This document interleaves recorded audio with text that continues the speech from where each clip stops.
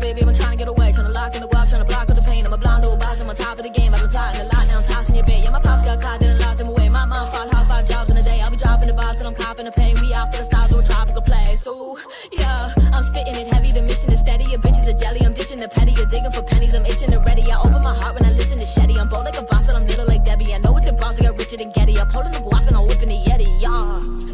Yeah, Kari can play with advanced moves. I'm fucking my girl and her man too. I'm taking the ball like the Rand do. My soul is the one that I can't lose. I soak up the sun like a sand dune. I'm holding up love with the bamboo. I'm rolling the blunt by the candle. Taking the game, running it back without taking a drink. Yeah, I'm the one and I'm making a wave. Rolling the blunt and I'm blazing a J. I'm escaping the brain, go straight for the cake. I'ma take to the bank, not taking a break. I'm made for the race, I pray for the day. I wake with a bake in a great estate. Welcome back, everybody. I'm Jay, that's Maddie, and it's time for Thursday Night Football. Yeah, week 12. We're now getting a full shape of where everybody's meant to be. Really great week of football. We're into the final stretches towards the end of the season now. Is this Thanksgiving week, Jay, or is that next week? Next week. So a week from today. Yeah, I was chatting to an American the other day who didn't realize that we don't celebrate Thanksgiving. They were like, it's Thanksgiving. You must be really excited. And I was like, oh, hey, man, like, that's just not something that we do. And me and my dad have been talking about this. So the Christmas lights, the Christmas markets and everything are all up in all the cities in the UK right now. And it just means by the time you get to Christmas, like, so the UK, it's like Halloween. And then we have Bonfire Night, Guy Fawkes Night on the 5th of November, which is where we set off a shit ton of fireworks in remembrance of a guy who tried to blow up the parliament. And then we have nothing until Christmas. Wait. That's the most British holiday ever, but continue. Okay. It's my favorite day of the year. So my birthday is on the 1st of November. I'm now moving it to the 5th of November because I don't like Halloween, but I love Guy Fawkes Night. But anyway, besides the point. You're holy. Yeah, I'm All Saints Day. Yeah. All Saints Day, that's me.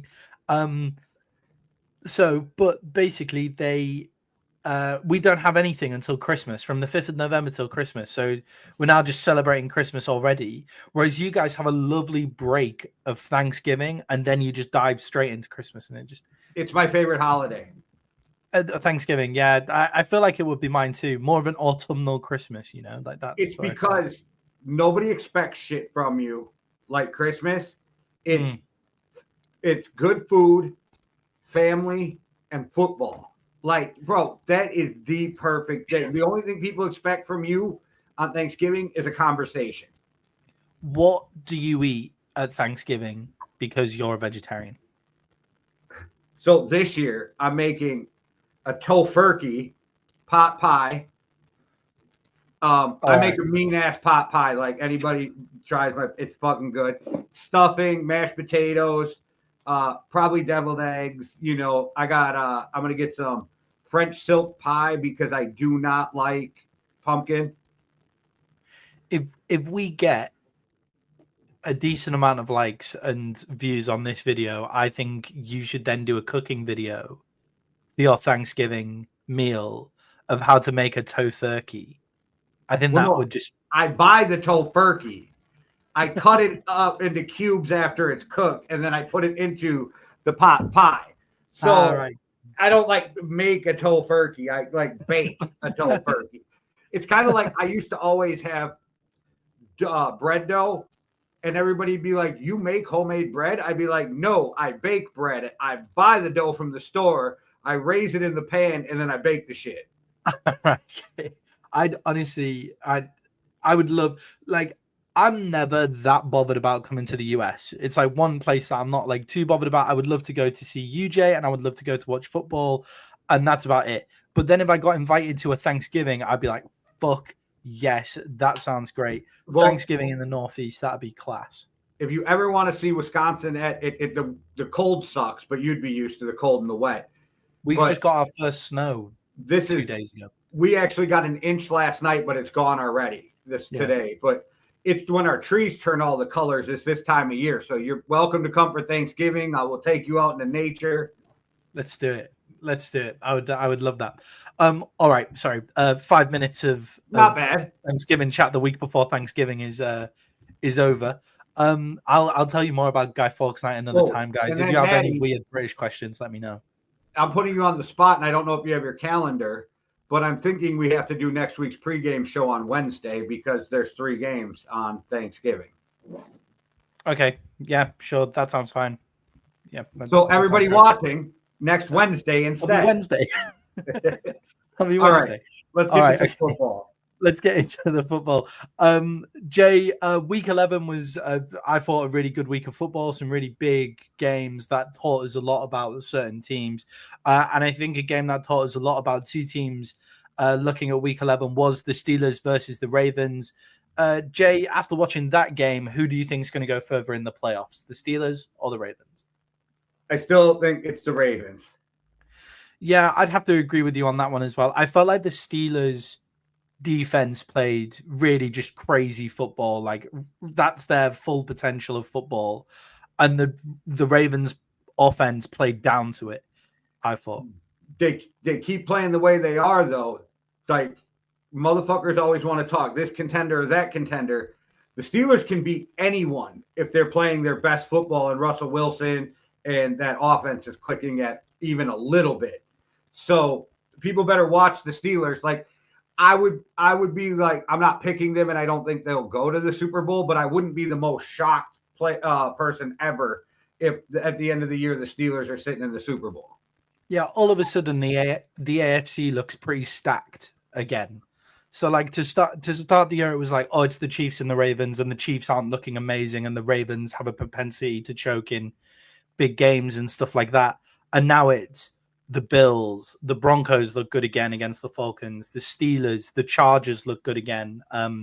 Wait till we talk about that spread on Sunday, that Chargers spread. That's crazy.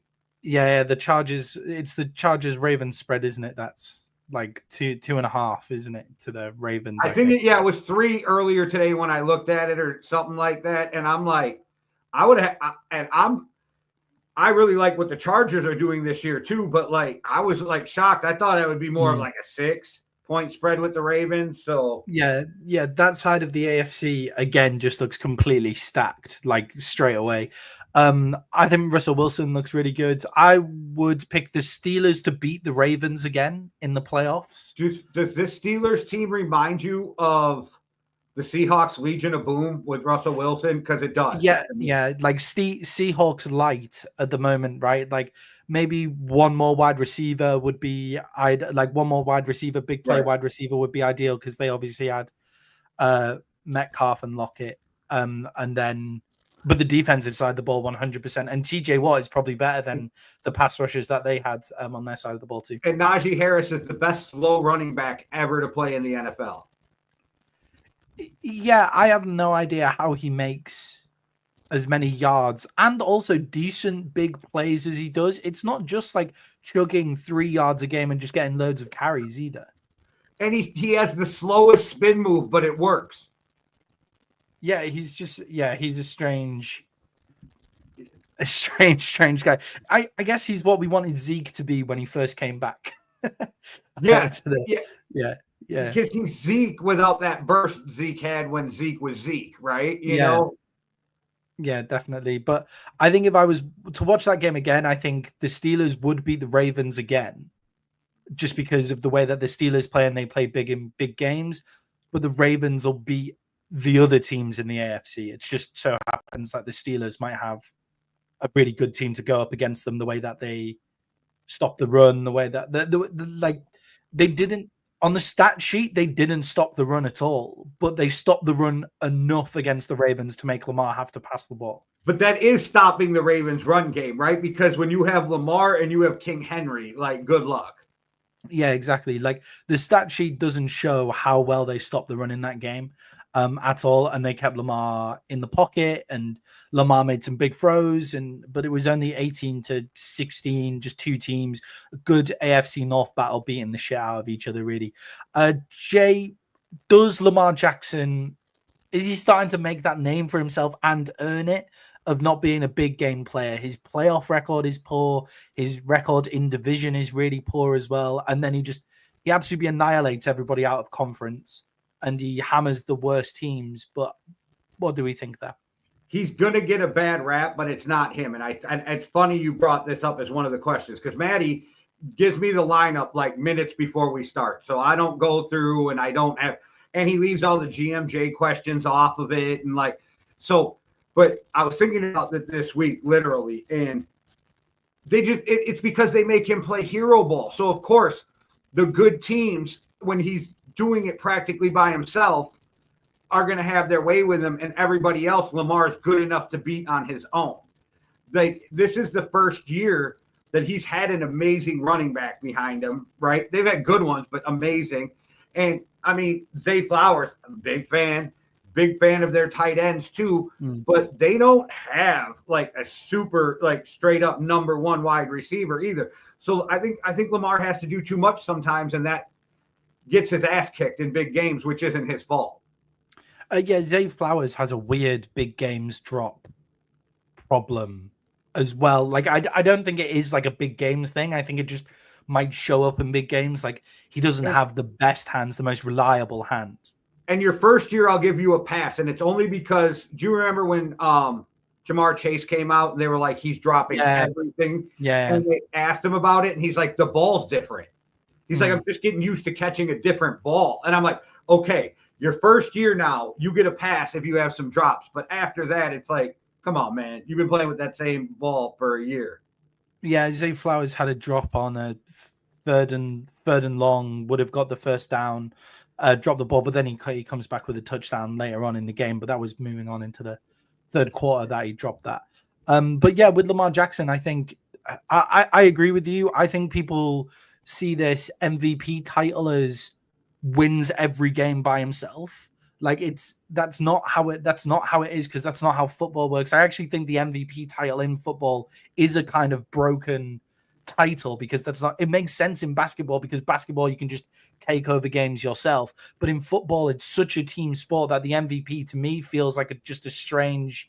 It should be called the best player award instead of most valuable, because valuable becomes a whole different thing, right? Yeah, nobody's more valuable than Patrick Mahomes is to the Chiefs. I don't give a fuck what anybody says. Nobody's more valuable than Tom Brady was to the. But Lamar gets another bad rap. Like, if you think about it, he has a game-winning touchdown if Likely's wearing white cleats.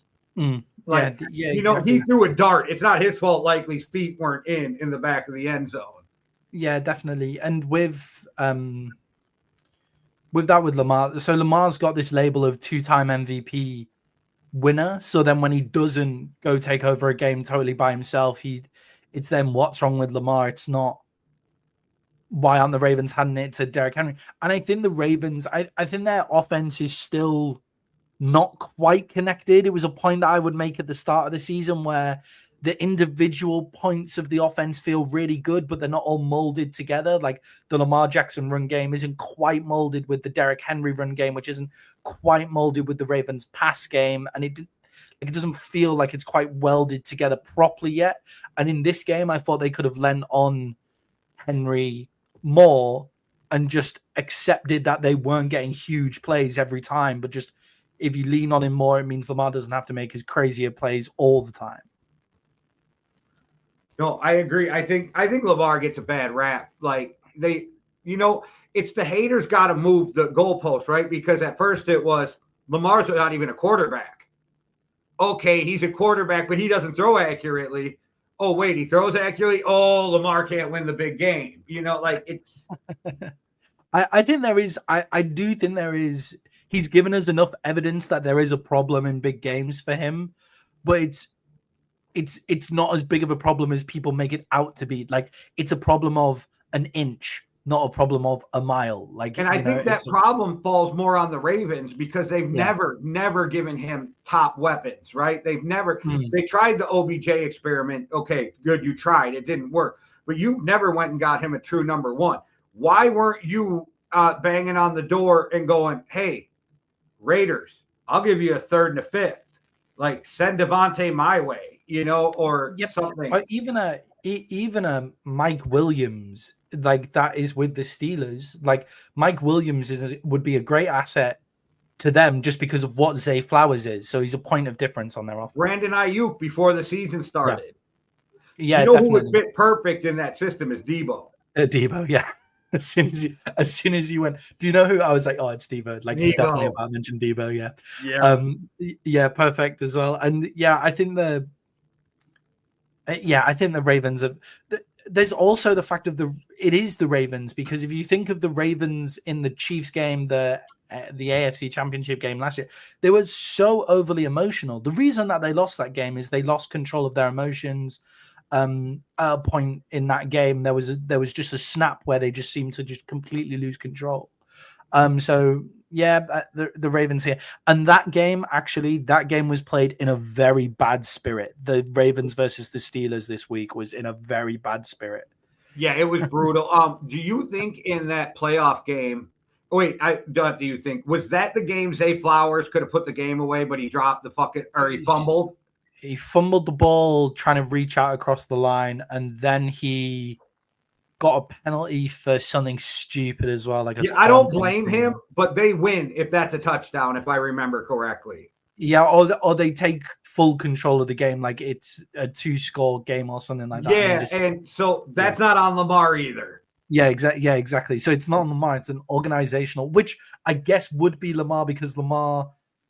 There isn't many teams where the quarterback is the face of the organization as much as Lamar Jackson is in Baltimore. So I guess, but yeah, it's a weird one. That was a weird one, but that was a great game for a low-scoring game. That was like watching old-time AFC North black and blue football. That was. I actually was watching that game and go, "Wow, this is really good," and it's low scoring. I thought to myself, so I was like, "Damn, okay." Yeah, not every game has to be like crazy high scoring to be fun.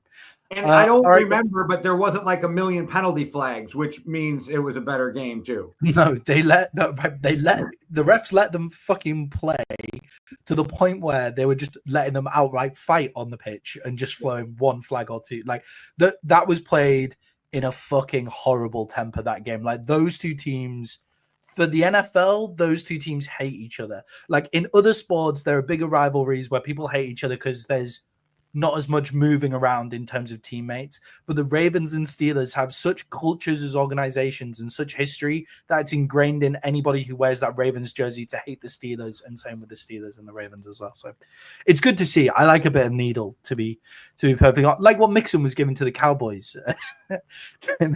during his celebrations. Jay, moving on to another game now, another divisional game, which was actually played in a pretty mean spirit of points as well. The Seahawks versus the 49ers. Jay, is the 49ers season over? I'm not willing to say that yet. If you go look at the standings, like everybody who's 5-5 and better is in the hunt for this fucking thing, right? So I'm not willing to say that, and I'm not willing, but I think there's something weird going on. Like they're not clicking like they used to, and I know at the beginning of the year, everybody was blaming it on Ayuk and Williams holding out, but we're way too far into the season. And then they're like, well, now McCaffrey's got to get back integrated back. Come on, man. It's Christian McCaffrey, and that offense is built around him. He does not have to get integrated back into a system. So there's something weird going on this season. It just might be one of those off seasons that really good teams have at times. It might just be Brock Purdy is, instead of a top 7 quarterback like he was playing last year, a top 5, third in the MVP voting, it might just be that Brock Purdy is in that group where it's top 15 to top 10, depending on where he is. Like it could just be that. But I don't think Brock Purdy is playing terribly. I just think the 49ers are maybe the defensive side of the ball hasn't been as good since DeMarco Ryans left to go coach the Texans. It hasn't been as good. And Brock Purdy is maybe just not as Superman as he was last year. I think I think that would be the equation that I would look at. Yeah, and it's hard to do when you have Brock Purdy, but if you could give them truth serum, I bet you the front office is like, we should have went and got Kirk Cousins. Ooh, yeah, maybe. I mean, I'm not so sure on that one because he's better than Brock Purdy. Let's be real. Kirk is a gamer. He's slow and he's getting old, but he throws a great deep ball. He's accurate as fuck. He's smart, understands an offense. Like Kirk moves fine in the pocket. Like they hate on Kirk, and I know I talked a lot of shit because he left, but I was all in fun. You know, Kirk's a baller, man. He takes a beating too. Yeah, especially against the Broncos this week. That was a difficult game. That Broncos defense is for real. But the yeah, so I think the 49ers, I don't know. I think that was it last year. Last year, that was it for me for the 49ers because their roster's aging. They always have injury problems. Like it's not the first time that we've said, the 49ers have got injury problems, so they need to reintegrate their players. They need to do this. They sign players with injury issues. They keep players on the books with injury issues, and it's a surprise when they continue to get injured with the 49ers. I think they had a very disjointed start to the season, and I think that might have been it. Last year was their peak, and they're a much better team than what their record says this year. And I still think they could make a run and make it in, especially they could still win the NFC West. If they lose against the Packers, I think that might be it in terms of the season. Stay tuned for our picks of the week if you want to hear more about that. All right. Jay, where are the Seahawks in their development as well? Because I just find them a really interesting team. Geno Smith is leading the league in the top 3 of leading the league in passing yards. They have like a decent wide receiver core still, depending on how old you think that DK Metcalf plays, and Jackson Smith and Jigba looks as well. And then they have a young defense that's important too. DK only looks old in spurts, but that's how it starts, right? That's how it starts, okay? But Debo is such a specimen, and like muscles eat a lot of oxygen, and this dude's muscles have muscles, so that's why he's always out of breath. I believe he is very well conditioned. Yeah. I think his body type just gives he for could him almost do with leaning down a little bit, like just getting a little leaner at this.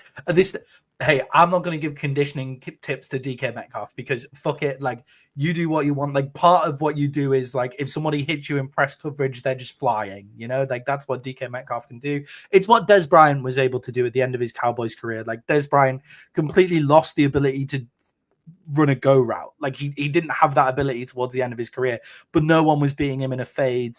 No one was beating him on a slant, like just because he was so big. Bryant so could do that. Still play in the red zone today.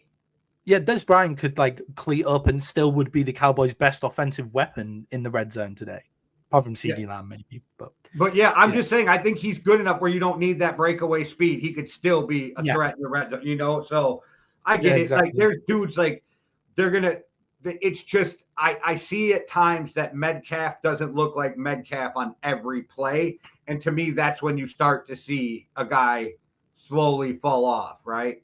Yeah, I saw a few things where it was like the Seahawks should move off DK to get some picks, but I don't think so. Like you're allowed, like everybody's like, you've got to sell all of your assets to get as many picks as you want. And it's like, no, even when you're rebuilding a team, you're allowed like a couple of star players. They're allowed to stay. The Vikings just rebuilt over a 2-year period without and they dumped players, but not all in 1 year. It was a couple older this year, a couple older, and you replace them. You don't dump everybody at once. The only thing I'll say is if you could get a first and 2/3 for DK, I would think about it.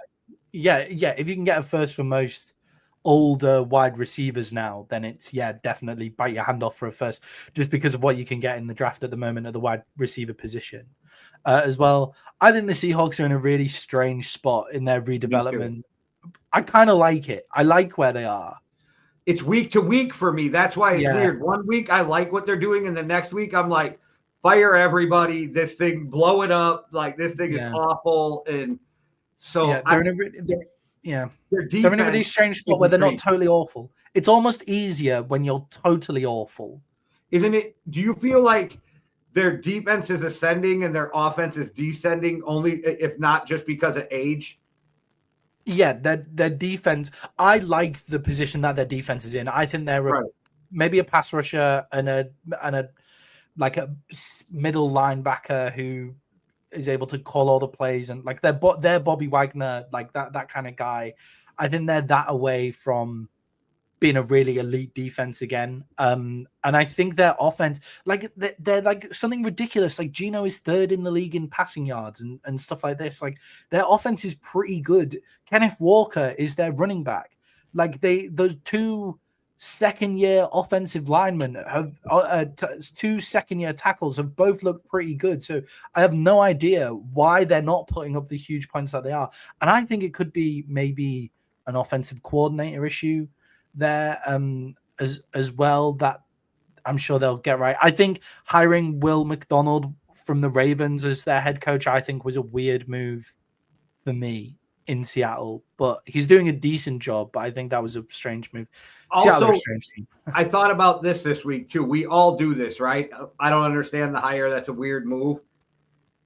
If you don't want to just recycle NFL quarterbacks, you're going to have to make moves, and sometimes they're not going to work out. So you know, like Kevin O'Connell worked out, might not have. You know what I'm saying? Like there's going to be teams this year.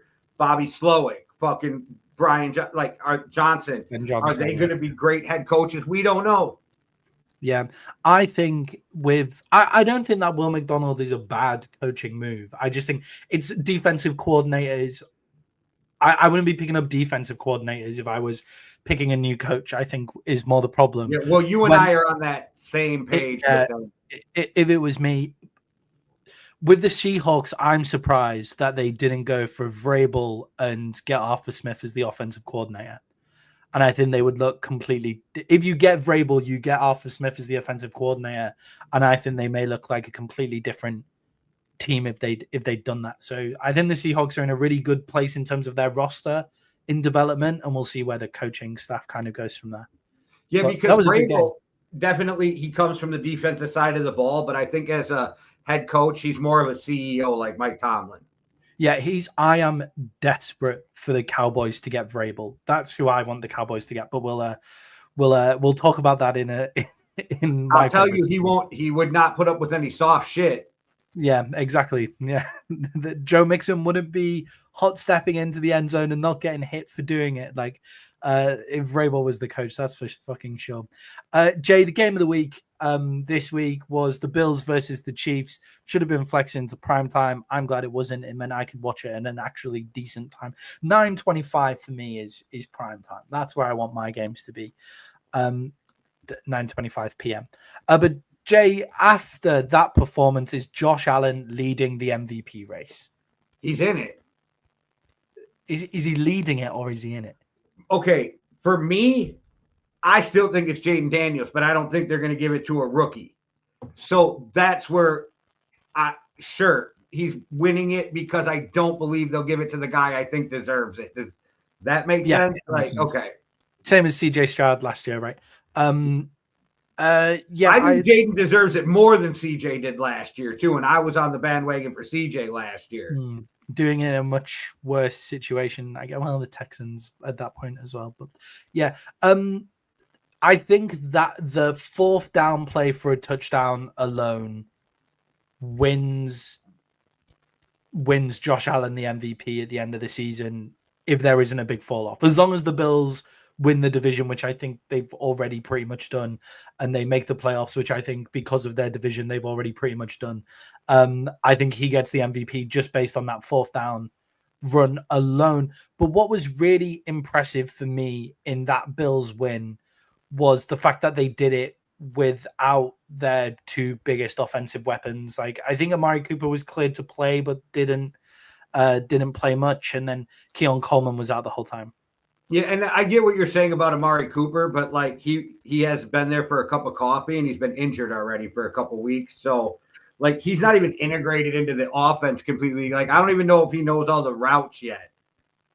Yeah, I mean Coleman has been playing pretty well for them. Dalton Kincaid was also out, I believe, as well. So I thought that was really impressive by the Bills to get the job done there. This is kind of what happens though. The Bills win in the regular season, the Chiefs win in the playoffs. Yeah, I mean, Mahomes said to them as they were going off the pitch, we'll see you again in the AFC Championship. Let's do that again or something like that in the playoffs. I think they're two quarterbacks that genuinely enjoy playing against each other. Yeah, I think when they're off the field, they really like each other. When they're on the field, they fucking hate each other because they want to beat the other one. Yeah, Brady Manning, right? Like that's Brady Manning, like same. It wasn't as big of a rivalry because it wasn't close, but Cutler and Rodgers, really good friends off the field, but man, did they want to beat the fuck out of each other when they play. Yeah, definitely. Definitely. I really like seeing what they do on the field. Jay, what was the biggest decider in this game? Like, what was it for you? The unbelievable play of Josh Allen. Because I think that opens up James Cook so much. And then once James Cook gets going, like, good luck stopping Josh Allen. Yeah, right. The Chiefs' defense is excellent, but it's not excellent with superior athletes and those kind of things. Like the Steelers, their defensive line is just, we're gonna out athlete you, and we're gonna do everything right, and then we're gonna out athlete you as well. And that's the same with the Eagles' defensive tackles. We're just bigger, faster, stronger than you. The Chiefs don't have that. The Chiefs do it through scheme and through everybody doing their job, right? So then when you get a player who is just as outstanding as Josh Allen and is just so out of the ordinary in terms of the style of play he can bring to the table, where it's like, I'm just going to run over your linebacker now, and there's nothing that you can do about this. As a quarterback, that is when the Spags scheme starts to fall apart. It's why I thought Lamar Jackson would be more kryptonite towards the Chiefs than he is, in effect. It's what Anthony Richardson needs to do when he goes up against teams like the Chiefs and those kind of things as well.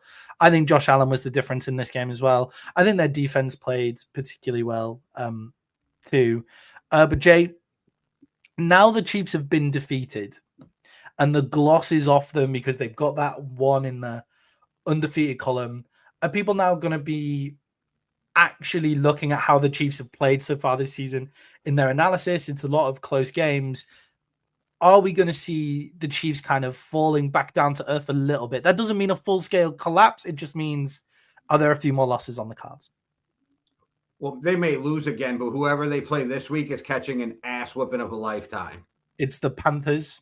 Yeah, okay. 10.5-point favorites. They are catching the ass whooping of a lifetime. Like, I don't know if you had this buddy in school, but I grew up with a lot of people. We all I grew up in the 90s, so everybody fist fought, right? You always fought after school if you had a problem. And you always had the one kid who was the baddest dude, right? And if he ever caught an ass whooping, the next fight he gave he was giving somebody a world-class ass whooping. That's what's happening. The bully got beat up, but they're going to come back out and show why they're still the bully.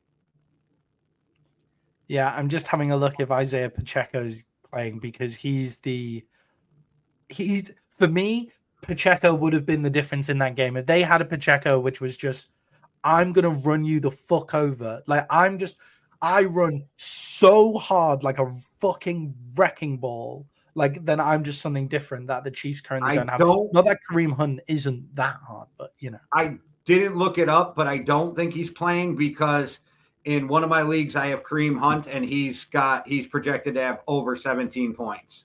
Yeah, he's off. He's on limited practice now, Isaiah Pacheco, on the injury report, which means they might go on Sunday, but what's the fucking point of doing that against the Panthers? Why don't we just give him a whole another week? The Chiefs are masters of that, I think, as well. That's something that's really important. It's something that the Patriots were really great at. It was, why are we risking getting anybody injured against the team we should beat with our second string? You know, why are we risking doing that? We're playing the long game. We've got the Super Bowl to go win. So yeah, I don't think we see a big drop off either. I think they're just playing a lot of close games this year because they're playing a style of football where it's to get the win. It's not get the style points. That's what they're winning. And I think for the Panthers, they might have a statement to put down for everybody. I agree with you, although 10.5 points is a lot. Jay, let's just do a quick thing on the Vikings. I feel like the Vikings have been missing out for the past couple of weeks on the show, so just because of the teams that they've played. But they play against the Vikings. I looked at it as a good performance from the Vikings. The offense looked decent against one of the best defenses in the league. What do you think on that one? I'm still mad at Sam Darnold. He didn't throw any interceptions this time, did he? Yeah, but he's a turnover machine. His turnover-worthy play stats this year are insane. So I'm still mad at Sam Darnold, but he played better. They played well. I never felt like they were going to lose that game. Never once did I feel like they were going to lose that game. But I do feel like they left some points on that field. Yeah, definitely. I feel like they played good. That wasn't just what was it? A 10-point win. That wasn't a 10-point win. That game should have been over at the start of the fourth quarter, and the Vikings need to start scoring those points. That is something killing that me is games that we should win by 30. We don't, and then when we play like really good teams like the Lions, it's down to the last fucking play.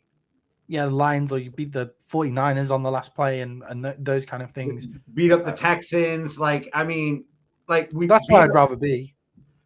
I know, but I want to know why we can't put away bad teams. Like, what the fuck are we doing?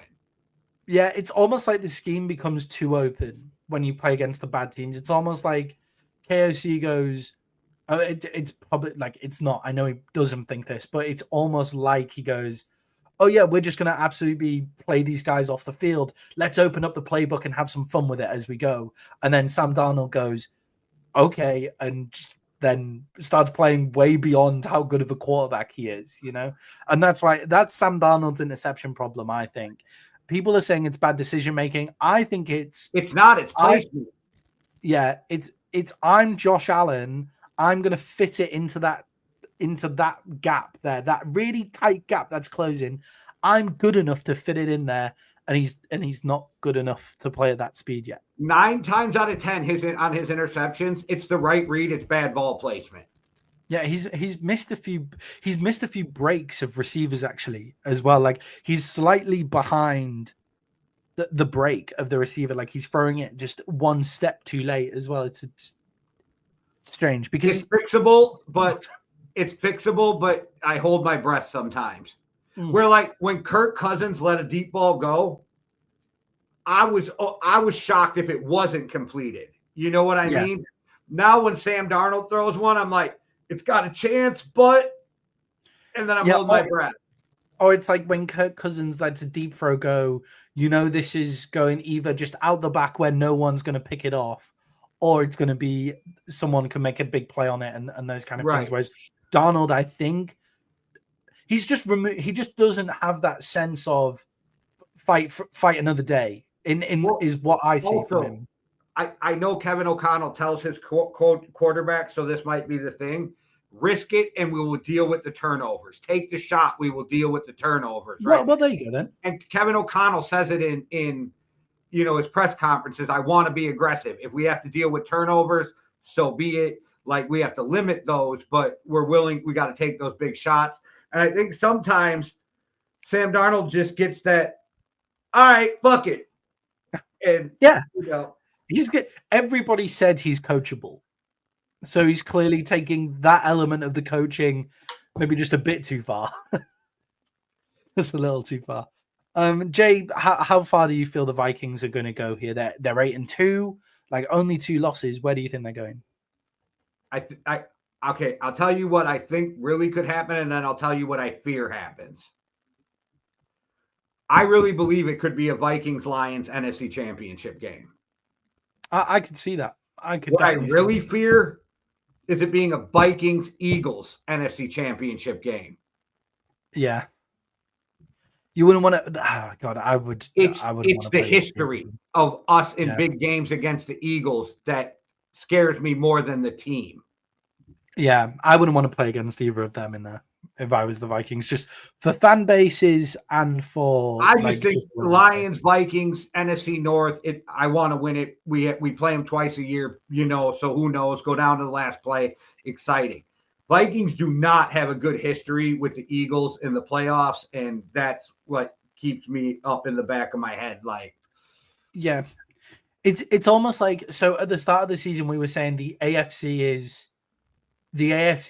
weaker than we've seen it for a while. There's just a couple of really good teams, and then the lower side of the AFC was really bad, and the NFC is looking like quite packed. It's going to be quite difficult to break into those playoff spots in the NFC. And now they've flipped over where I look at the teams that the Vikings could play in the NFC rounds, and I'm like, well, who are we not fancying them against? Like, maybe a Tampa makes a push for the NFC Championship, makes a push for the NFC playoffs. Who the second? It's like the Packers are probably going to be around there. The Packers should be in the playoffs.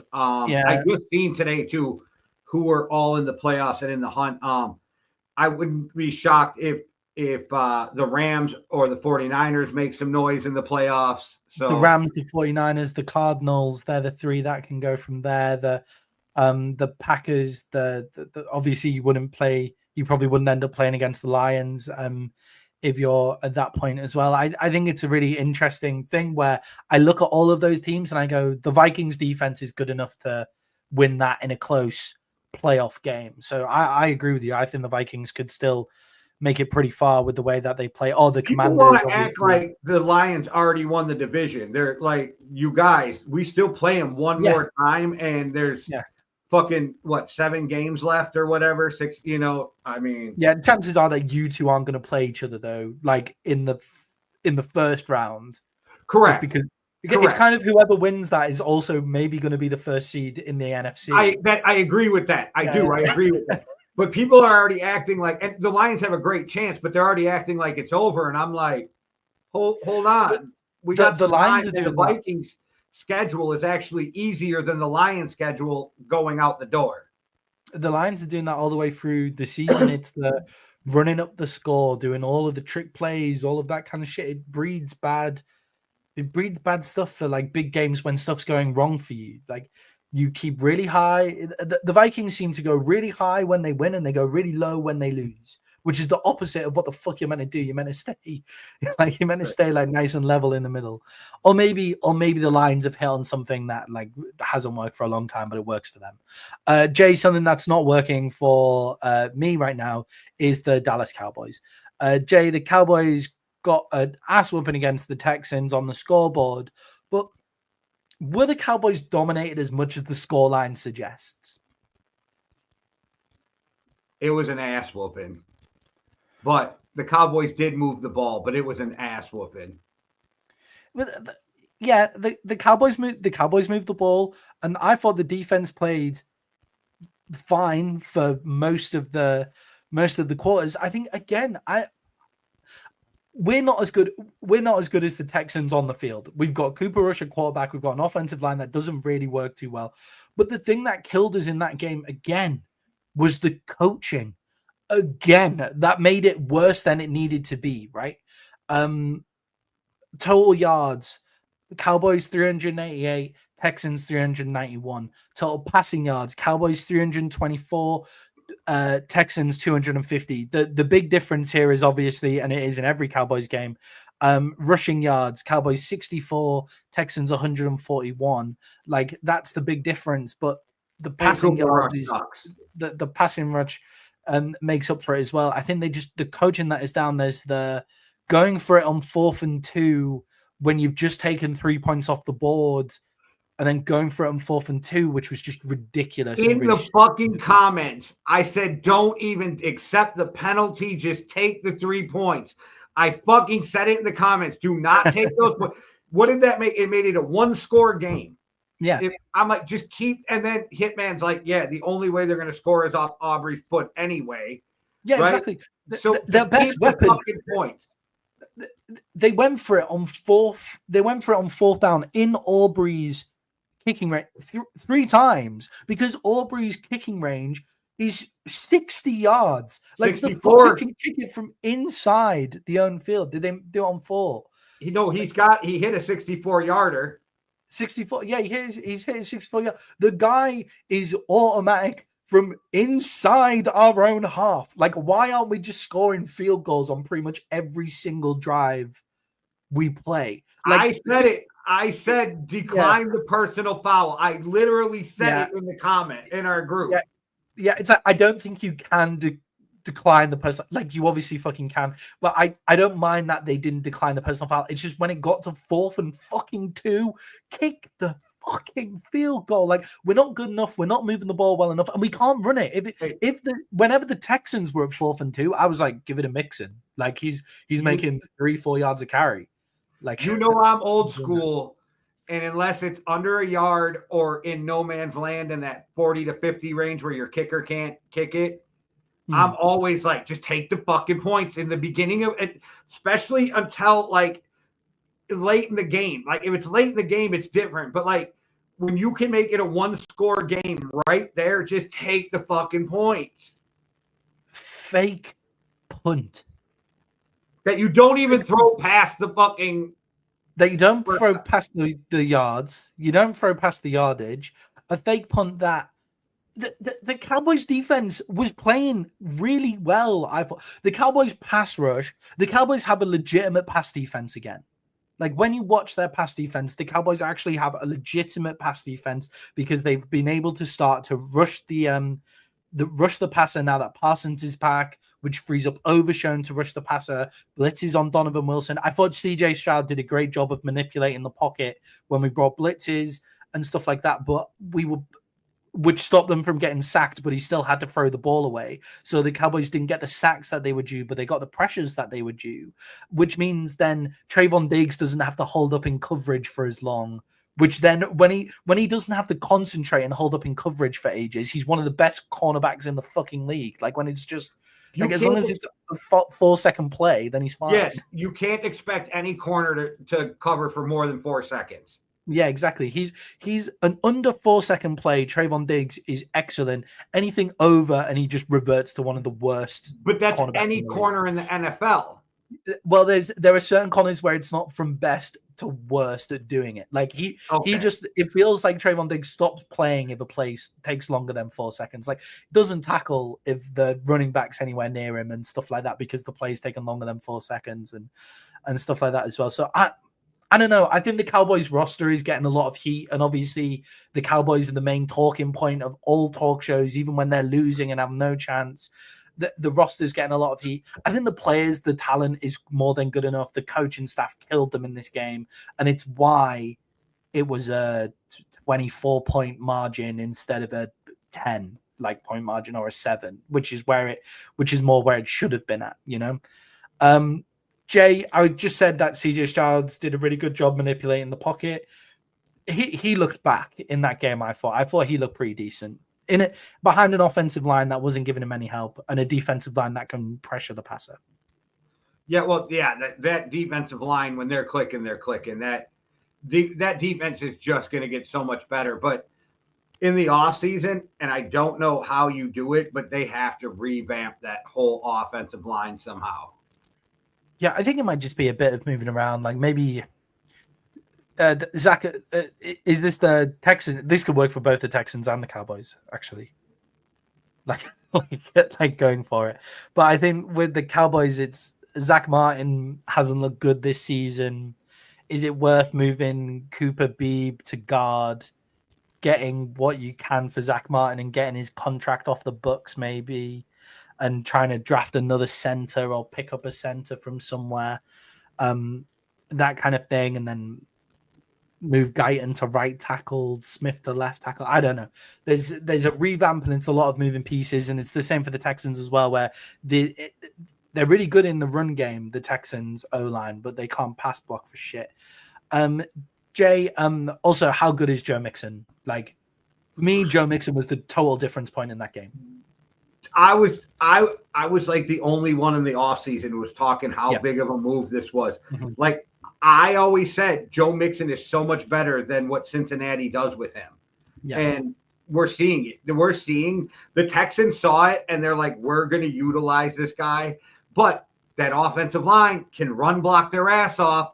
So it's such a weird thing. Like you almost should tell them in like everything should be play action because it's run blocking and play action. Like we run it or we play action or we don't even throw the fucking ball. Like I was saying as I was watching the game, I was like, if I'm the Texans, I'm just running the ball every single down. Like the Cowboys couldn't stop him and he still only went for 109. I think it was in our group chat. I said that the Texans should run the ball 40 times. Yeah, the Texans should just not take the ball off Joe Mixon. The fact that Joe Mixon only got 109 yards and 3 touchdowns is crazy. Only 109 yards is mad. Now, one thing that I did have a real problem, and I think this also comes down to coaching for the Cowboys here, is when Joe Mixon is high stepping into the stadium in the Texas Derby, in your home stadium in the Texas Derby, and he's hitting the too short celly, and our season is fucking over. Like, our season is over. It doesn't matter what happens. Why the fuck are you not getting at least up in his face? I'm not saying like, oh no, I think you should light him up like they did to T.O. in the Star when he was putting the ball. The second time he went to go put that ball in the Star, I forget who ran out there, but one of the Cowboys were like, fuck that, and they ran out there and let him have it. Yeah, I think the Cowboys are missing that like bruiser energy, you know, where it was Bell who was closest to him, linebacker, second string linebacker. And I just think, man, if you just light him up right now, you at least become a legend, you know? You don't even have to use your shoulder. Just run up on him and shove him on his ass. Yeah, or just like when he's high stepping in, you just don't give up on the fucking play. Like, just, you know, we know you're not going to make it, but just don't give up, because then you just nail him. And it sets a precedent, at least, that don't fucking do that again. And actually, a penalty right there doesn't hurt you that bad, because they can either take it and go for 2 points, which is a half a yard, or they can take it on the kickoff, but it doesn't matter on the kickoff because it's just the kicker who moves. Yeah, exactly. And they're all kicking out of the back anyway. I don't get it. I don't get it. The Cowboys have just lost all. To be the AT&T Stadium is such a iconic stadium, and those kind of things. The Star is so iconic. The stadium that's trying to kill people.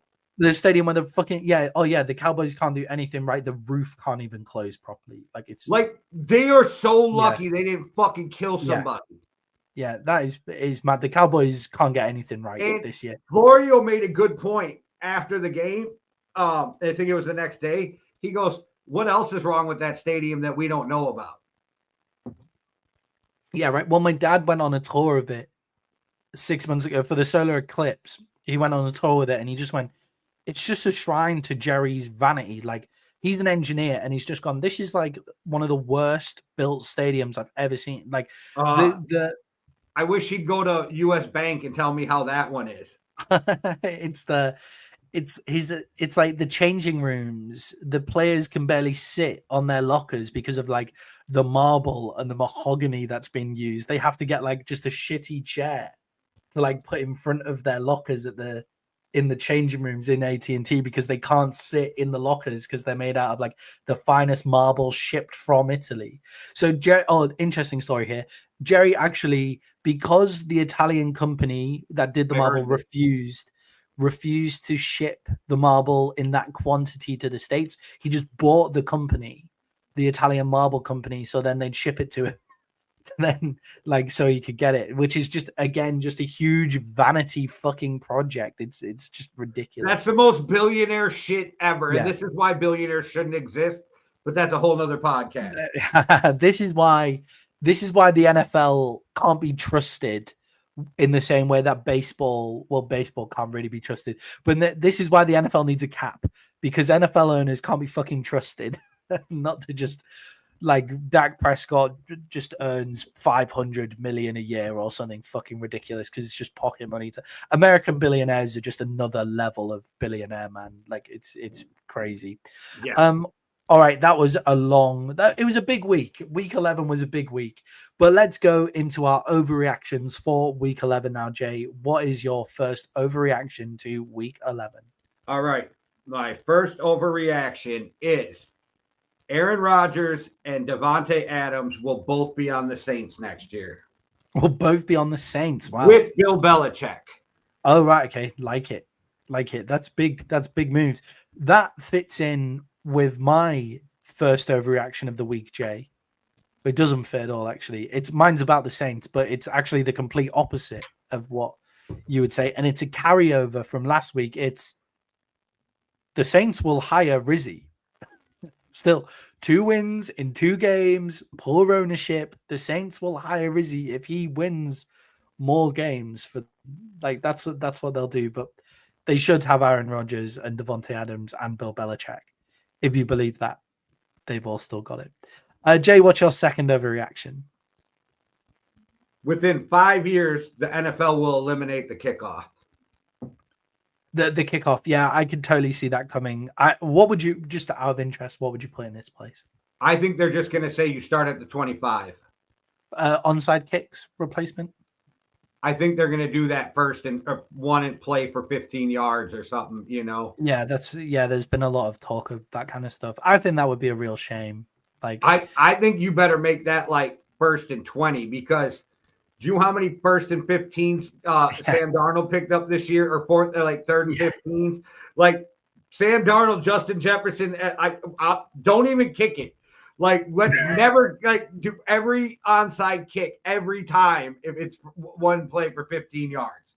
Yeah, definitely. And I think it would be a real shame, because the special teams and especially the kickoff is a great way for people that are lower on the roster to make a name for themselves, make a career. And one big hit from a linebacker gets you playing time. Like that's just how the game works. I always thought, why don't you make it a punt situation, almost like when there's a safety? Yeah, I don't hate that. I don't hate that either. That would be good too. But you'll get a lot of fair catches around the 20. But so what? There'll be times where it breaks away.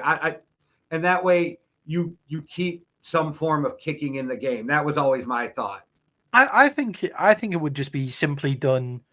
You get a penalty if you kick it out of the back of the end zone. So then that just makes the kickers target area so much smaller. For it to be a touchback, it has to be in the end zone, right? So yeah, but even when they kick it in, like inbounds this year, they're ending up at the 28 as the average. I agree. But so they're not getting returned. It's difficult. Yeah, the returns are like averaging to the 28. I think we saw 2 touchdowns this year off that play. So Turpin has one. The Cowboys special teams is class. It's just we just decide not to use it for some reason. Jay, my second overreaction is Shanahan should step down as the 49ers coach at the end of the season. I think they've both just taken it as far as those two organizations should take it. I think don't step away from coaching, and it's not a sacking thing. It's I can't take this any further. Okay, but that is one of the most beautiful parts of the fucking country to live in. So, I mean, that it's kind of rough to ask somebody to move out of Palo Alto, but yeah, so I have to ask, if that happened, where would your perfect landing spot be for him right now? Dallas. Minus your Cowboys. All right, okay. Well, I actually do think that Dallas would be the perfect spot for him in terms of a building. And actually, you're right. That is actually a good one because of the players. Dak Prescott, CeeDee Lamb. Like it feels like first thing that came to my mind. You're not going to want to hear it. I thought the Eagles. Oh, the Eagles. Yeah, I think the Eagles would be pretty good as well. But they're just so happy with Sirianni, though, so you can't. Yeah, I'm the only person on the planet who defends an 8-2 coach. I'm not sure how this happens, but okay. Yeah, so some other places would be like Miami. Like obviously, if you give him the Miami offense to play with, now that we know that McDaniels might not be the savant, then like Miami. And I basically think all NFL teams, no matter who your coach is, outside of maybe the McVay tree, so like KOC, McVay. And they're all the Shanahan tree, which is crazy. Yeah, Andy Reid and stuff. Like those guys maybe are the ones that you don't call Kyle Shanahan, but every other team. The Bears. Kyle Shanahan's the one. The Bears, 100%, yeah. Bring John Lynch with him. Bring John Lynch with him. Yeah, and I just think I just think he's maybe taken that organization as far as he can take it. And he could do with a fresh lease of life. And I think the 49ers could do with it as well. You realize this is pretty much the exact same thing that happened to Jim Harbaugh while he was there. Oh, and and went down and coached Michigan. And championship game, Super Bowl appearance, pretty much the same thing that happened. It's the right thing. And it is just sometimes you just take things as far as someone can take it. Has Kyle Shanahan won a Super Bowl yet? because he lost it as the OC with Atlanta as well, didn't he? Maybe he's just never going to win one. Maybe he could be the best coach of all time to never win a Super Bowl. That'd be a hell of a title. Okay. Yeah. All right. Sorry. Third overreaction, Jay. Jamar Chase will force his way out of Cincinnati. I agree. I like that. But the only reason I think he doesn't is because of his connection with Joe Burrow. I think he knows Burrow's risk, though. I think he knows the truth about the injury. Yeah, maybe. If there is one guy in the entire world who know it, it will be Jamar Chase. So, the two guys in the world who would know it are him and Justin Jefferson, because those three are the three amigos. Yeah. Oh, imagine if they all end up in Minnesota. Maybe they all just force their way out and end up in Minnesota together. That'd be fun. I keep hearing Aaron Rodgers. I'm like, you guys, let's just start JJ next year and let's stop with this. Just see what we've got. Just see what you've got with JJ, right? And you may as well, right? We're gonna win 10 games with JJ, even if he's not great. Like, let's just go. Like, yeah. But Jamar Chase forces himself out, ends up in Minnesota. It's purple, just like LSU. Hey, you know, Jamar Chase for Jordan Addison and like a 3rd round pick. Yeah, that's if obviously if Jamar Chase is forcing his way out of it, but you get out from underneath the contract as well. You can give T. Higgins the money. Yes, you get a young guy who can be a number 1. Jordan Addison is easily a number 1 in the NFL, like for most teams as well. Like, as well. Jay, my final overreaction of this week is that Anthony Richardson will put up great performances for the rest of the year. I think that was it. I think that I can't remember who they're playing, but I think in my head I have them losing this week. Yeah, they are. But they're playing someone. They're playing someone decent. But I think he's impressed me. He's better than I thought he was going to be in the NFL. And if he could stay healthy, I think we could see something. Yeah, they're playing the Lions next week, so they're playing like a team that. Yeah. I knew it was somebody I was like, they're about to lose. They're a 7.5 point. They're a 7.5 point dog like this week, but it's for me. It was the final drive against the Jets that when Anthony Richardson has grown up. Like in these 2 weeks where he sat down, Anthony Richardson is switched on, and that's the Anthony Richardson that I expect to see going forward with the rest of the season. And there's usually a moment, people don't realize it, but there's usually a moment when a guy gets it and it just starts to click for him, and that might be it for him. Yeah, being sat down, that was his moment. And I don't think he's necessarily talented enough in terms of his ability to repeat great accuracy in the NFL to be an elite quarterback. But I think considering everybody was writing him off 2 weeks ago, I think he's going to play really well to finish out the rest of the season. All right, that is overreactions in the book. Jay, moving on to GMJ, and there are some big GM decisions this week, some huge stuff. There's actually, Jay, a job opening. There's actually a job opening, and I think we should take this as your opportunity to interview for the Jets position. I think obviously Woody is the ambassador to the UK, so he's obviously an honorary friend of the show. Jets owner Woody. Jay, what are you going to do in your first month as the Jets GM? What are your target goals? First things you have to fix. Is it starting today? It's starting today. You're hired today. I'm getting my staff together and go, we're firing everybody at the end of the year, so let's start working on their replacements. Yeah, I agree with that. You have to wait until the end of the year, though, because you already fired your head coach. You can't just keep firing people. So, who's the top of your board for coaches to go after right now? Because of the cap situation, and I feel like they almost have to keep Aaron Rodgers, even though all the speculation's coming out. And it would give a big fuck you to the rest of the division. I'm having a conversation with Bill Belichick. Yeah, I would have the Jets for me feel like they need a grown up, like somebody who knows what a good organization looks like. Just because their players aren't really the problem in the Jets. It can't continue to be the players. It's got to at some point be the just the whole organization. It's the culture. It's the culture. There's certain organizations that just have a terrible culture where it looks like they get everything right on a roster standpoint and they still fuck it up. And I think if I'm the Jets, I'm looking at Belichick. Go on. Pete Carroll. Bringing Pete Carroll. I like it. That'd be because good. He keeps a good culture, but he's energetic and like the players like him and he gets the best out of them. Pete Carroll would change life in New York. Pete Carroll in New York would be a lot of fun. In that big market would be great fun to be around. And with that young defense, he would be a lot of fun to work with as well. Like imagine him getting to run that young defense. For me, the first name that comes to my head is Mike Vrabel for creating a culture. I like Vrabel too. Yep. Creating a culture, DC work, CEO work. It's Vrabel straight away for me on that front. Okay, Jay, we're moving to the Cowboys now.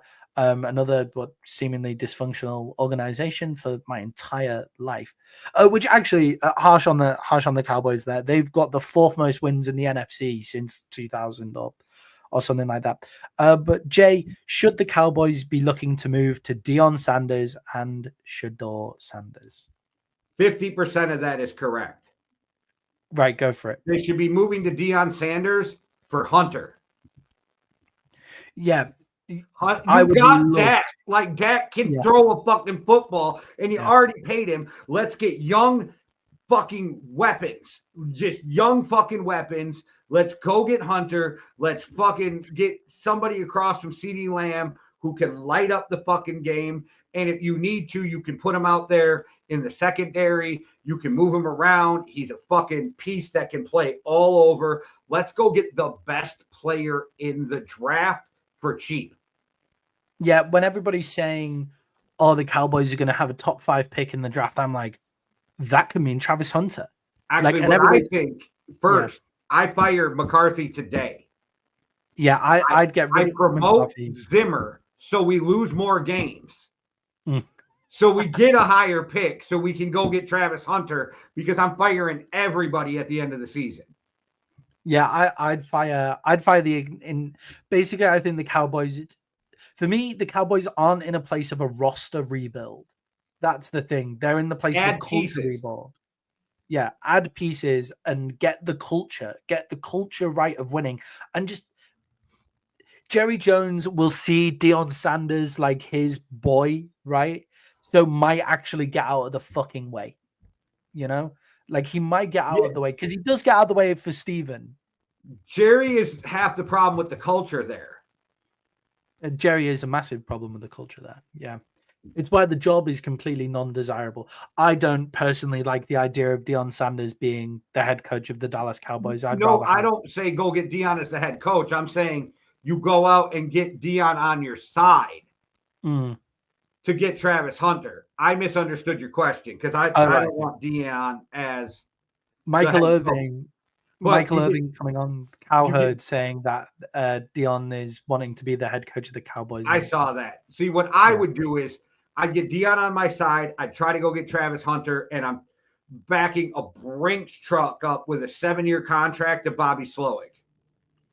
Yeah. I would definitely go for that as well. Do you know what? If you get Deion Sanders a defensive coordinator, I think that could be fun. Like get Deion Sanders to just draw some crazy shit up with Micah Parsons on the defensive line. D-Law will be back. Just go out and just sign some defensive tackles who we know work in the NFL.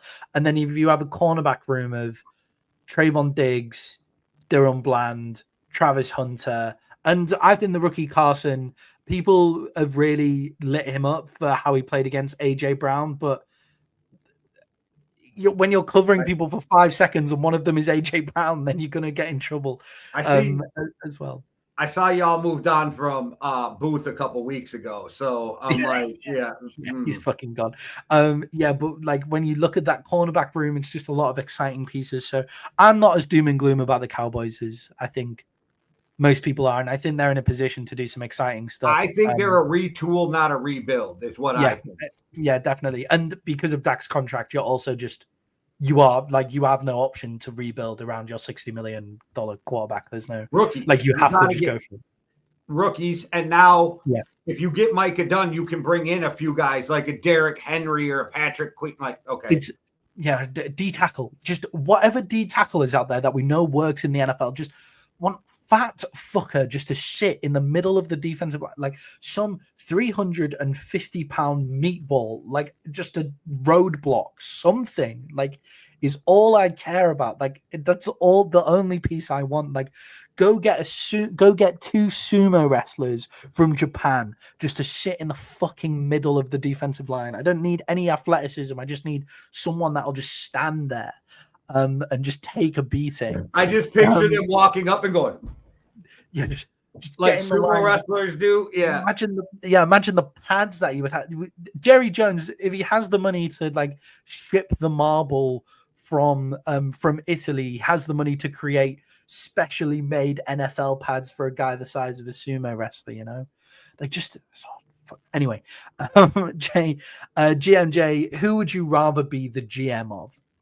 The Bengals or the Chargers? Chargers. Go on. Go elaborate. Justin Herbert, Harbaugh, a culture that can win. They don't start out shit every year. I don't know about Chase's injury. I mean, Burrow's injury. And Chase wants to get paid. Like they're balling out, and they haven't even rebuilt that thing yet. Yeah. So the Chargers were only 1.5-point favorites against the Bengals. Obviously, they won through a touchdown in the last play of the game and stuff, but it didn't feel that close. Like actually watching that game, like you could see that one team was way better. It's just Joe Burrow is playing maybe some of the best football of his career right now, even if he is on and off with that injury. Yes. Also, J.K. Dobbins staying healthy, we're finally seeing what J.K. Dobbins can be. And if I'm not mistaken, he's only like 28, so he's still got more time. Yeah, it just they're two interesting organizations for me because I don't see it with the Bengals. Like loads of people saying, the Bengals could still make a run. The Bengals could still make a run to get into the playoffs. But nobody's saying how the Chargers, with the way that they play football, could legitimately make the AFC Chargers Championship play game. What, the Ravens this week, and it's a 1-point fucking spread or something. 2.5-point spread towards the Ravens. Okay, so I think like people just woke up to the Chargers. Yeah, that is what it feels. They're the best defense in the NFL. They've gone from the bottom 5 defense in the NFL to the best defense in the NFL in a year. Like it's incredible the turnaround that they've got there. Shout out to the Chargers. Jay, segment 4 of the show this week is Rookie QB Watch. Some big performances from rookies this week. Some questions more than answers, maybe. But is Caleb Williams already looking better in Chicago for getting a new offensive coordinator? They did more to help him out, a little. Yeah. Like I'm not saying he set the world on fire, whatever, but they're going in the right direction because I've said it for weeks in a row. It's good that he is so confident in himself because you could ruin a quarterback with what they're putting him. He is taking a fucking beating. I'm worried that he is losing a bit of that magic that made him special in college just because of what they're doing there. But yeah, I agree with you. Like they expected him to come out and just play superhero ball from the jump, and it's, oh no, it's a rookie quarterback. Let's make him look better. And he put them into a position to win, and a field goal got blocked. So I think he looked better for having that, and I expect him to look better throughout the rest of the season. Jay, has Bo Nix gone to the perfect situation for him in Denver? Huge win at the weekend. Well, I don't see him succeeding like this anywhere else, so I'd say yeah. Yeah, Sean Payton has reestablished himself as one of the best coaches in the NFL. And it just makes me even more fucking mad that he's not the Dallas Cowboys head coach and that Mike McCarthy still is. But anyway, but yeah, I agree with you. Top defense, Sean Payton is the offensive coordinator, Javonte Williams looking up for something. But I think Bo Nix does have the right to say he makes some big plays as well, some big throws, and he's athletic. Yeah, but they can't win the big game because Sean Payton still has the skull curse on him, but you know. Jay, our final question in Rookie QB Watch is, what does the future look like for Drake Maye? Because I've been impressed since he's come into the league. Yeah, I think at this point, he's somewhere between Jay Cutler and Justin Herbert, but he's not Justin Herbert yet. Yeah, like he came out, who was it? It was someone on commentary who said he's the youngest of four. He's been taking beatings all of his life. Like, is he maybe the most ready to get the shit kicked out of him quarterback behind a terrible offensive line? Because this is what we all thought. We all thought if they put a rookie quarterback behind that offensive line, they're going to get him killed. And Drake Maye looks to be succeeding in it. There was one throw where he's running to the side and manages to lean just before he gets hit to get the throw off, and then gets absolutely annihilated. But that throw gets like straight in there as well. So he's maybe the most ready for this kind of beating since the NFL started, basically. Yeah, until they get him injured. But yes. Yeah, right. It's what I think people envisioned for him going behind the Patriots O-line was David Carr coming out there, but he's not that. Like his college ball, if you go watch Drake Maye's college ball, he's taking beatings there as well. There's no way for me to prove this, but if you go back and watch David Carr in college and then go watch what happened to him with the expansion Texans, they ruined him. He should have been a great NFL quarterback, and they ruined him. Yeah, definitely. His brother says that he always thought that David Carr was better than he is as well, and Derek Carr is perfectly serviceable NFL quarterback for a long period of time. So, but Drake Maye, I've been really impressed in what he's got.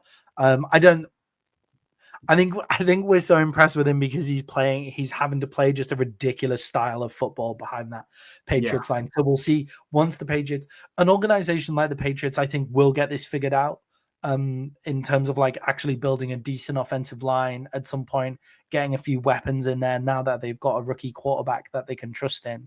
I think they will get this sorted out, and we'll see how far he can go when he's not having to play backyard ball. Yeah. All right. Jay, moving on to our Week 11 awards. Jay, who is your Week 11 MVP? Andrew Van Ginkel. Big Vikings player. He wrecked house against the Tennessee Titans. He fucking wrecked house, and he was everywhere. And every time you turned around, that flowing blonde hair was making a play. Might genuinely be the signing of the season. I've never been able to understand why he hasn't been able to settle in one team, because whenever I watch him play, he's brilliant. He did in Miami, and then Flores was gone, right? And then the Vikings got, and then you're like, oh, he's a staple of this defense. So Brian Flores is his guy. Wherever Brian Flores goes, I think you will at some point see. So say, because Van Ginkel's got a 2-year contract. Say Flores leaves next year, which I don't think will happen, but gets a head coaching job. Mm-hmm. I think the year after that, unless the Vikings back up the Brinks truck, you may see him follow Flores to wherever he is. Yeah, definitely. I really like that pick. Jay, I think the player that impressed me the most from watching them, the player who had the most effect on that game is Joe Mixon. For the Houston Texans, he's my Week 11 MVP. We've already spoken about. He could have been an MVP 11 weeks in a row. Like, well, he has been out injured, which is why I think people aren't talking about him with the amount of respect that he should have. Jay, who is your Week 11 rookie MVP? It is Quinton Mitchell. He's just having a fucking great year. So I have a list of 3 people that I was going to go through, and I picked Mitchell. But the other ones were Brock Bowers and Nate Wiggins. And then I did think about Bo Nix too in that, but he wasn't written on my little list I was making. Yeah, fair enough. I like Quinton Mitchell, like his stats this season. What is it? He's the most receptions faced without giving up a touchdown and those kind of things. Like, he is just a ridiculous coverage player. Brock Bowers might be the actual rookie MVP in totality, maybe apart from Jaden Daniels, but the actual rookie MVP, like in totality, but not on a week to week. He should be rookie MVP because they should be giving regular MVP to Jaden Daniels. Jay, my rookie MVP probably made what I think was the biggest play of the week. Outside of Josh Allen's fourth down touchdown, this is the other biggest play of the week. It is the Pittsburgh Steelers, Peyton Wilson, who ripped the ball in the air for an interception in the Ravens game, which was a fucking amazing play. And just that play alone, that's enough. I didn't realize that he was a rookie. That's how elite that play was, like as we were going through it. So rookie MVP, Peyton Wilson, congratulations. Jay, moving on to tonight's game, I don't think we need to say loads about this game, to be perfectly honest, which is why the rest of I've decided to take a bit longer with the rest of the show. But Jay, it's the Browns versus the Steelers. Does this have the classic makeup of a divisional game upset? No. Yeah, I've seen the narrative. I've seen it. It's AFC North, black and blue football. No, this isn't it. I think Jameis Winston might have one of the worst QB games of his career in this game. This is one of my lock bets tonight. Like it. Yeah, like it. It is also one of my lock bets tonight. Jay, the Steelers are 3.5 point favorites in this game. Winston has improved the Browns' passing game this season. He's actually throwing for quite a lot of yardage. So why are you so sure that this is going to be a win for the Steelers? I just think that defense is going to wreak havoc. And I think you get rid of Zadarius Smith helps the offense for them to have one less pass rusher in and out. And I just think Russell Wilson's going to find a way to put up 28 points with that team, 24, 28 points. Yeah. So I think they win by 7 to 10 points. Yeah, I agree with you. I agree with you in this one. For me, if this was Sunday's game and we were doing our fantasy picks of the week, which everybody tune in for our fantasy picks of the week, they've been going quite well. I would be going for the Steelers defense, and looking at George Pickens, a wide receiver, in this game as well, going forward. Jay, do we even need to say it? We're both picking the Steelers for 3.5 points. Here, I was surprised that the spread was so low. So enjoy the game, guys. Hopefully it won't be over by halftime if you're staying up for it. Jay, that moves us on to our final segment of Thursday's show, which is always our Week 12 bets, which I went 3-0 on this week. Woo-hoo. 3-0 on our big bets, which I'm feeling good about. I need a cheer. I need a cheer sound so I can like. Yeah. We're doing pretty well, Jay. I'm 20-13. You're 19-14 in the best bets. So we've been going back and forward against each other, but that's a winning tally on our best bets. I'm taking the lead this week.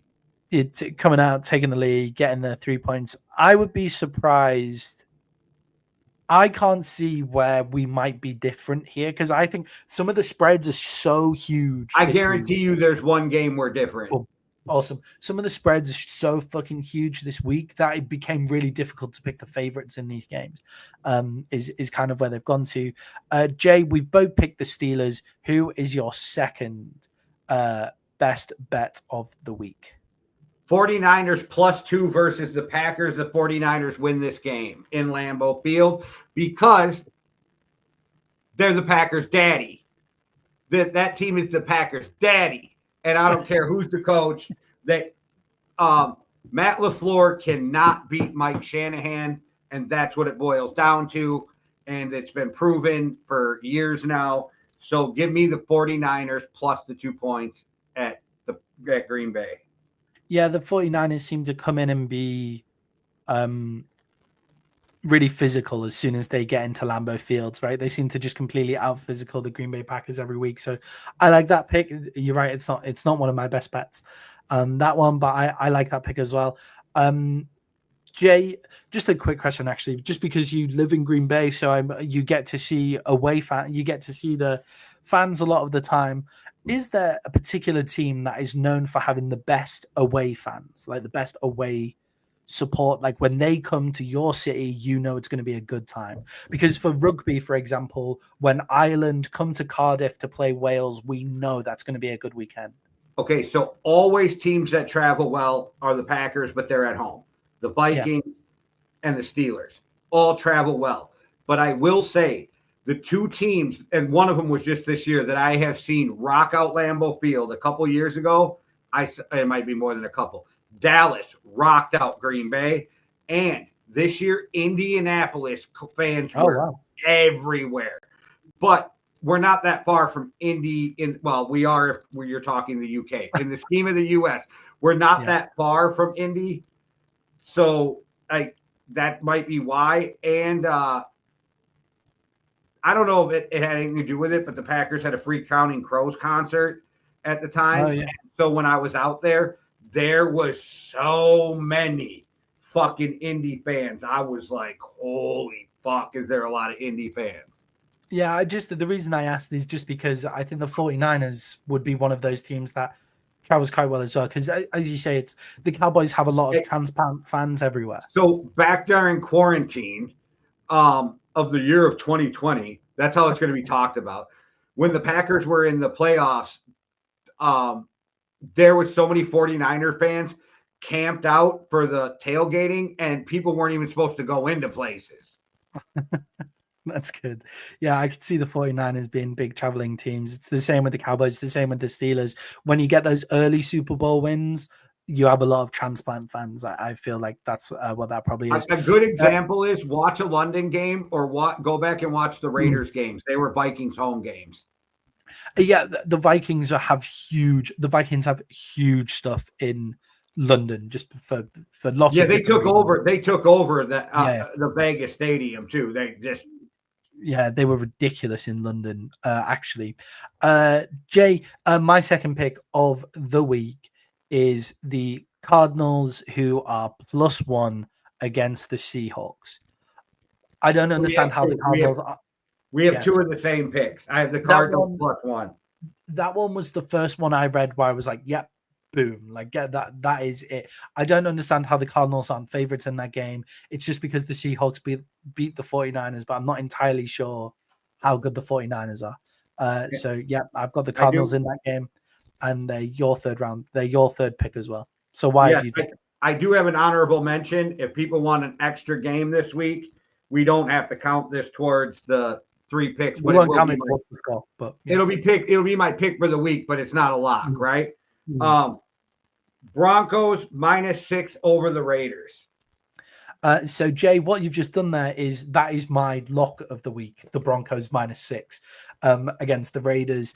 I think Javonte Williams, by the way, everyone, this is the week where me and Jay play each other in fantasy football. So we'll have an update on that by next week. So I'm excited. That'll be fun. I'm going to play Javonte Williams in this game, even though he's only projected 11.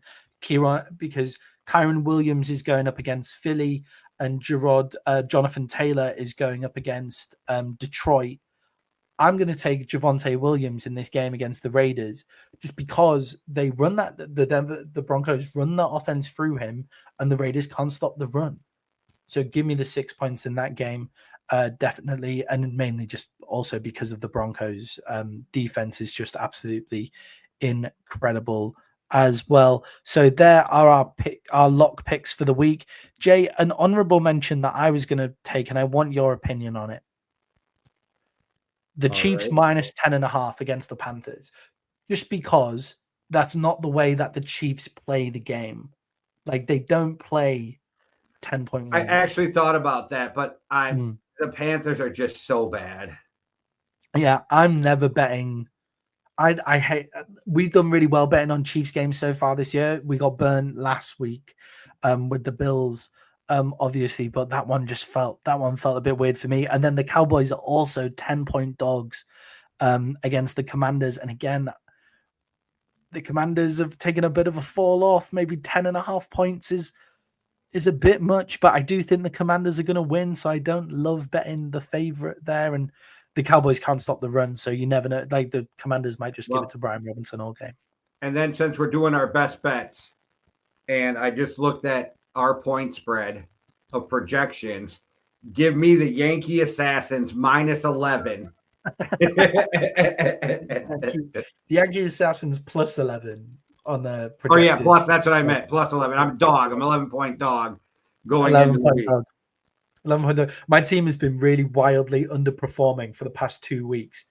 Yeah, it's been really weird. Like I've been projected 135 points for the past 2 weeks, and have came out with an 100 and an 86 last week.